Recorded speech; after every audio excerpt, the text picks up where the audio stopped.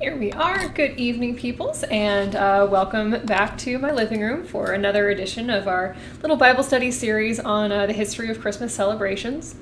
So since tonight we are talking about the most recent chunk of Christmas history from 1900-ish to I don't know, now, I am of course rocking my ugly Christmas sweater in which Jesus is wearing a shirt saying "Birthday Boy." My favorite part is the Holy Spirit with a little festive winter scarf, and Jesus has a birthday hat, and I find it hilarious because I mean it's a birthday party, really, right? That's the point. Anyway, so we have been looking at the history of Christmas in a few different historical chunks. So we looked at how the first record of celebrating Christmas isn't until the year 336, which is still kind of blowing my mind. We looked at how in the Middle Ages, Christmas became kind of a secular excuse to get really drunk and sing in the streets and bang on people's doors for alcohol, as you do. And then in the Reformation, weirdly enough, people were like, yeah, don't think that's the point. Let's ban Christmas everywhere. Well, not quite everywhere, but in Puritan America and in England for a bit. And anyway, so that was a whole thing. And then last week we looked at the Victorian era when Queen Victoria and Charles Dickens kind of kicked off a lot of the traditions that we would think of as being pretty inherent to Christmas today. Like Christmas trees definitely are a big one, which we'll get more into in a bit.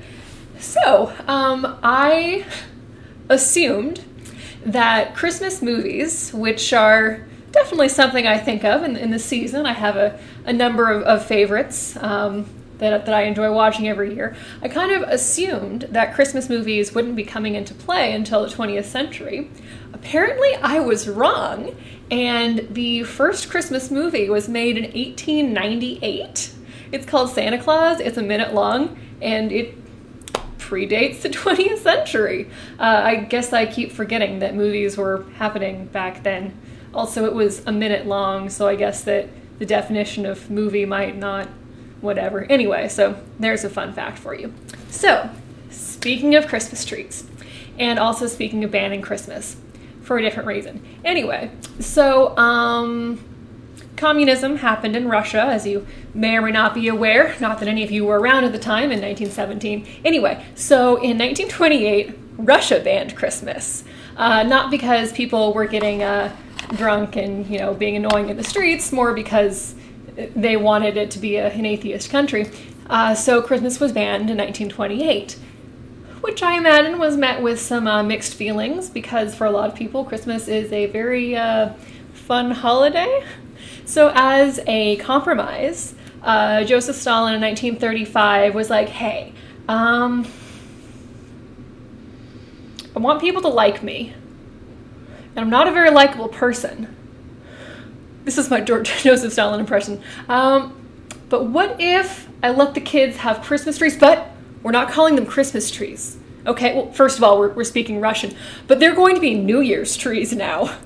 And so in Russia, apparently to this day, what we would think of as Christmas trees, complete with sparkly decorations and everything, they are a symbol of New Year's and not Christmas. And so while a lot of people will put stars on top of their Christmas trees, my grandmother had a gold one that went on top every year. In Russia, it's a 5-pointed red star, like the one on the Soviet flag, which really works very well with the symbolism that they were going for. Not necessarily my aesthetic for a number of reasons, but fun fact, if you see a Christmas tree in Russia, it's probably a New Year's thing and not to do with Christmas.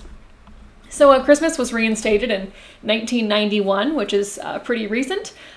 Fun fact, just to make all of you feel old, well, I was born before the Berlin Wall came down. I have had roommates who were not. Fun fact. Related to 91. Anyway, and that bit of Soviet things kind of coming to an end. So in Russia, because of how calendars work, and because we kind of take it for granted that today being December 22nd, here is December 22nd, like everywhere in the world except for the bits that are in a different time zone where it's, tomorrow already. But that hasn't always been the case in history. And so due to the point in history when we tried to standardize the calendar system. Anyway, Christmas in Russia is January 7th. That's not because of what we consider to be Epiphany. That's because from when the calendars were merged, that's when Christmas would have been. Fun fact. Calendars are so weird. Do not even get me started. They're so weird. So weird. Anyway, leaving the commies. So in 1932, there was the first royal Christmas message, which was King George V, which was Elizabeth II's grandfather. So that was on radio. I forget what year they moved to TV. I want to say the 50s. Not the point. Anyway, so in the UK, it's a really big thing that you watch the Queen's Christmas message on Christmas. It's a very short little address where she'll say something nice about like the traditions of Christmas or how her family is celebrating and how Christmas is a time where we can remember the things that we have in common. Sometimes they've had very topical themes, and it's just a nice thing to watch. It's something definitely that I watch every year. As many of you may know, I studied in England when I was in college, so I was there for a couple Christmases. And one fun thing that I noticed was, so Halloween is not as big of a deal in the UK as it is in the States, which obviously is disappointing to me because it's my favorite holiday, because it's the best holiday. So while here we might start to see like pop-up Halloween stores that have they just show up in an empty store and there will be decorations and costumes and things. There will be pop-up Christmas stores in the UK. And so there would be sorts of tinsel and hangings and garlands and ornaments and happy Christmas cards that would show up in shops that were empty. And I thought that was pretty neat. It was also a really big thing to buy charity cards for Christmas. So it'd be like a Christmas card, but it's made by a charity. And so they're a little bit more expensive. And so the proceeds go to the charity that you're buying them from, which I think is a pretty neat way to do Christmas cards. Anyway, that was somewhat tangential. I miss Christmas in Oxford. It was a fun time. Yes, so meanwhile, in Europe, the Nazis wanted to have secular themes in winter around Christmas. So like Nazi Christmas carols are a genre, which I'm still wrapping my head around, honestly.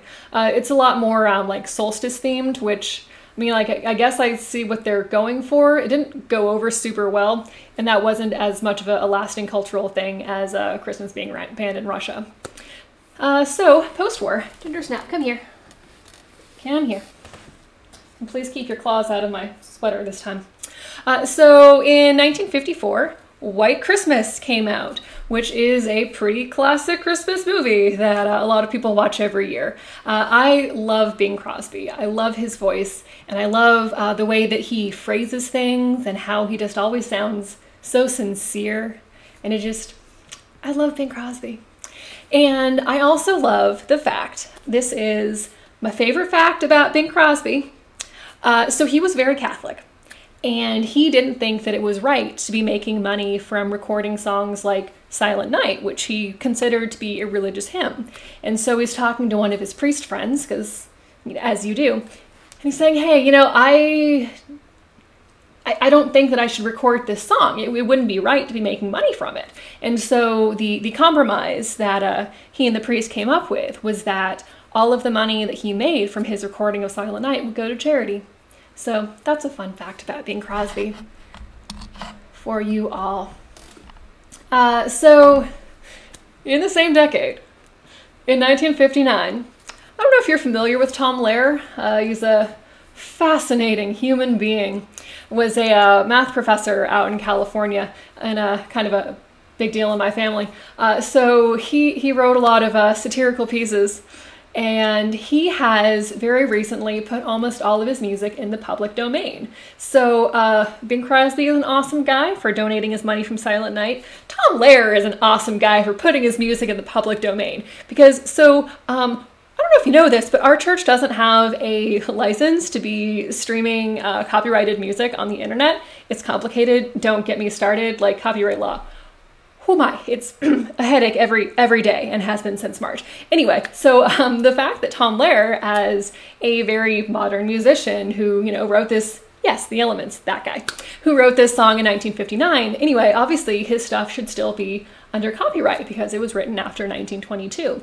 But he's always kind of been a bit of an anti-consumerist person, and so he decided that he would put his music in the public domain, which is why I wanted to share a couple lines of a song he wrote about Christmas, which he introduces by saying one very familiar type of song is the Christmas Carol, although it is perhaps a bit out of season at this time. However, I'm informed by my disc jockey friends, of whom I have none, that in order to get a song popular by Christmas time, you have to start plugging it well in advance. So here goes. It has always seemed to me, after all, that Christmas, with its spirit of giving, offers us all a wonderful opportunity each year to reflect on what we all most sincerely and deeply believe in. I refer, of course, to money. And yet, none of the Christmas carols that you hear on the radio or in the street even attempt to capture the true spirit of Christmas as we celebrate it in the United States. That is to say, the commercial spirit. It's great satire. So anyway, one of the verses, and I love the rhyme that he hits in this verse. Relations, sparing no expensel, send some useless old utensil, or a matching pen and pencil. Just the thing I need. How nice. Anyway, he's a human delight, and only in part because he's putting his works in the public domain.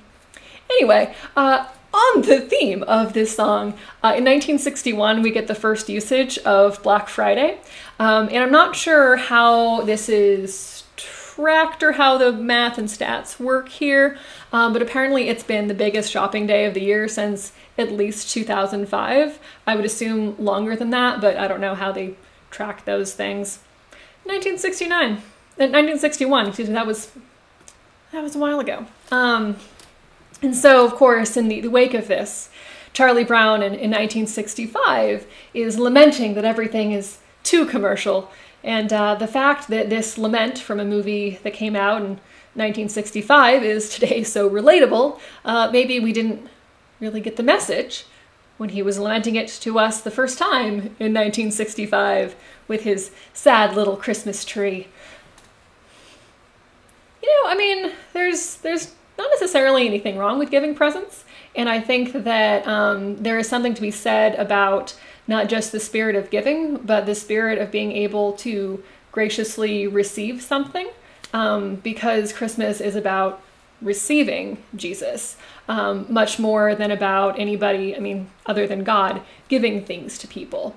And we've all received gifts in our lives that we didn't necessarily want or need or have use for or appreciate in the slightest. But there is a vulnerability in being able to accept something. I heard a sermon about this in London when I was living in the UK a decade ago, and that kind of stuck with me because it can be hard to receive things. It's easier to just push something off onto somebody else. Are you adjusting here? Hey, kitty.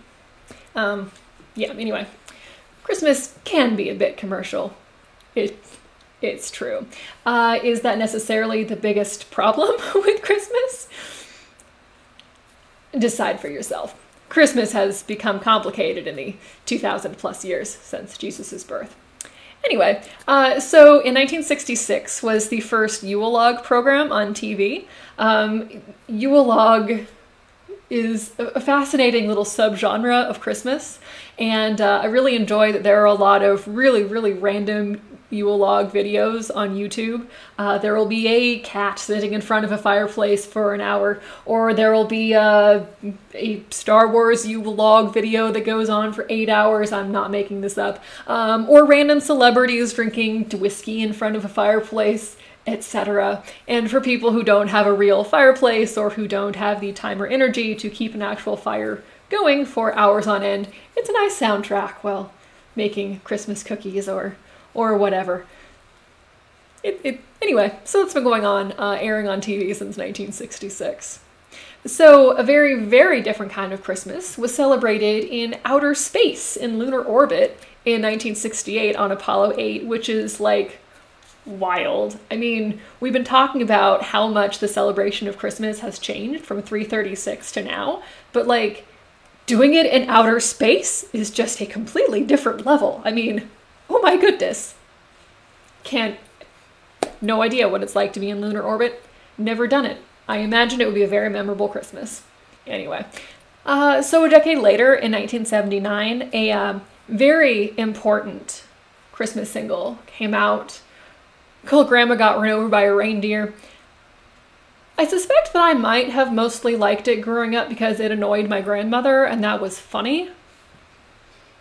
But the fact that Christmas music has such a expanse of themes really, I think, says something about the human condition and the myriad of different things that we can find to celebrate in this season. And while it may be a weird song and apparently one of the most hated Christmas songs of all time, which, I mean, I'm not saying it's a good song, I'm just saying that it amuses me. It's an objectively bad song. But being able to find something that gives you joy, something to celebrate in, that's not a bad thing. Even if, maybe especially if it annoys your grandmother, because that just, it makes it extra funny. It does. I also have a cover of it that is played on a music box. I think I've got 2 or 3 different covers of it in my collection of Christmas music. That is neither here nor there. So anyway, I was thinking a little bit about Christmas movies and how they've become a staple of the holiday season for the current living generations. And I definitely wasn't anticipating that the first one was made in 1898, which, wow, that was a long time ago.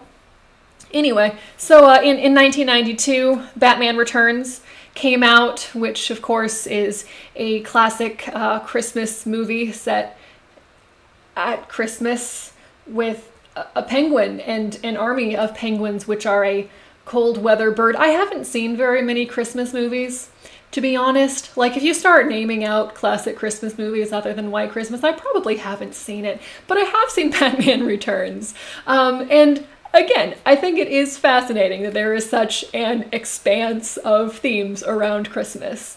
I was having a conversation recently debating whether or not Die Hard is a Christmas movie, which obviously it is, which again, neither here nor there, but is a movie, you know, coincidentally set at Christmas, or is there something fundamental about the themes of the holiday that are important to the movie? And I guess that the test is if the movie were set at any other time of year, would it be the same movie with maybe, you know, fewer coats and sweaters, or would it have kind of a different plot line? You know, take away Christmas, is it still the movie?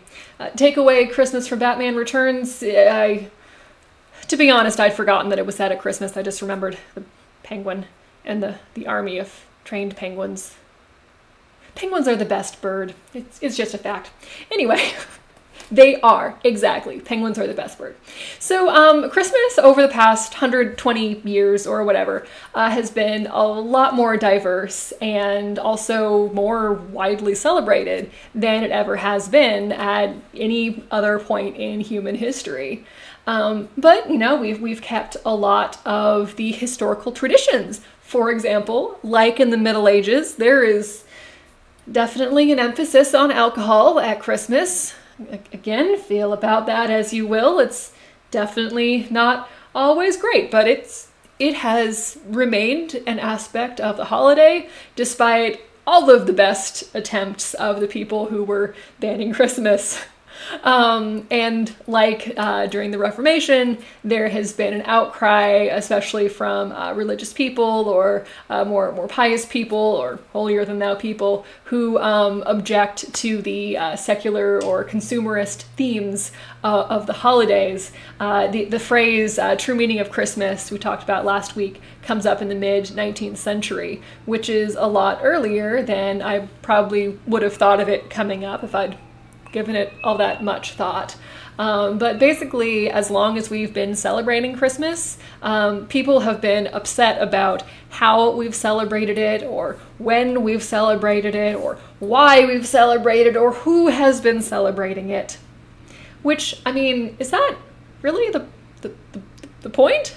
I mean, the point is that, God came to live among us, and that hopefully that would usher in a new era of peace and goodwill among all those whom God favors, which is, of course, all people, because God loves all of us. So whether or not we all celebrate Christmas as the coming of God into the world, which not all of my family or friends do, it's still a time, at least especially in the Western world, when many of us have time off work, and in the before times, we were able to travel and spend time together. The idea of Christmas being a time for family is a pretty new idea that really only dates back like 200-ish years.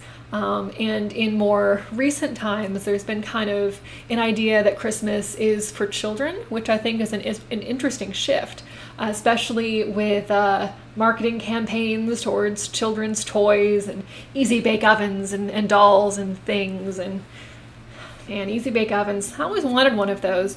It occurred to me that I could buy one as an adult, but I'm an adult and I have a microwave, which is a more powerful easy bake oven.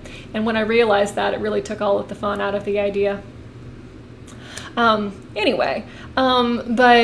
whatever we're celebrating in this season, there are themes of love and joy and happiness and what brings us together. Whether that is a watch party of Die Hard, or whether that was, in the before times, a big Christmas party, whether that is solidarity in getting time off, whether that is the experience of coming together in a church service to sing together, which I sincerely hope is something that we can do again next year, because we can't do it this year, which is going to make this a very hard Christmas for a lot of people, because all of these things that bring us together we can't do because we can't be brought together.